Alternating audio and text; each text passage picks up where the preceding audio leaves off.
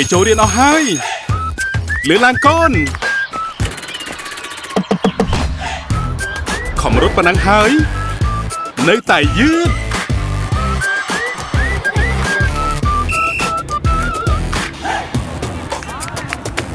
រត់មិនលឿនដោយសារខ្សោះជាតិទឹក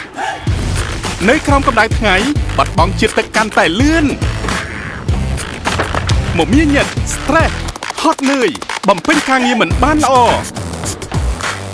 ដឹងអត់ខួរក្បាលយើងក៏ខ្សោះជាតិទឹកដែរ